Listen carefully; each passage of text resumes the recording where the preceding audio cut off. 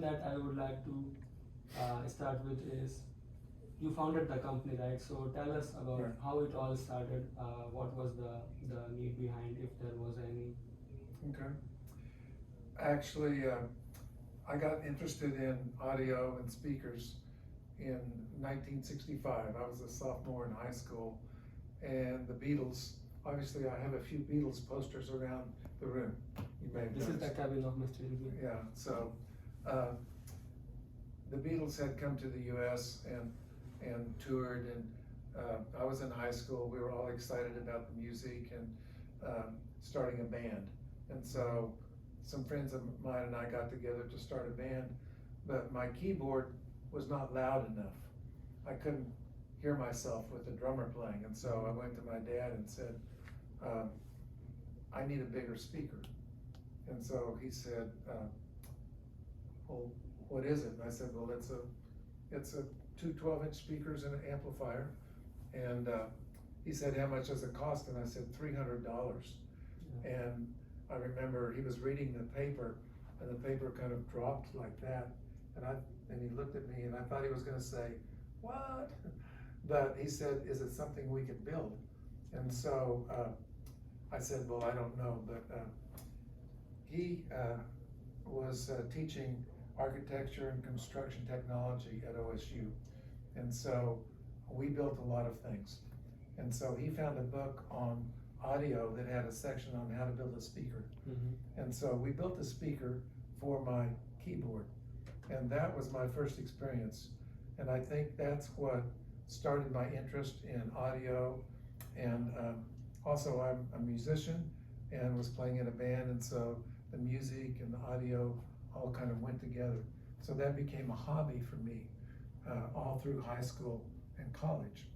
And but I never thought it might be a business. Yeah. What would, if your father would have just let you buy it in $1, okay, let him buy. Right. Would If be he would have possible? let me buy one, I probably would have maybe not even been in this business. But obviously he wanted to save money, but also he liked to build things, and so it was kind of a challenge, and so I think that's where my interest started and continued as a hobby, but I didn't consider it a possibility for a business until I was almost finished with graduate school in sociology. And so that was the time I realized that I didn't want to be a sociologist. And I was almost finished, so it was kind of a crisis, Yeah, I'm almost finished with school, and I realized this isn't what I want to do. So do you think, you wanna give any credit to your father, because he actually generated the thought of building a speaker for yourself, and then yeah, that led to this? well, my dad was a big influence Mm-hmm. on my life, and so we built a lot of things together. Mm-hmm. So when I decided to start a speaker company, I wasn't afraid of building things. Also, he had encouraged me to have a couple of little businesses. We rented a pasture, some land.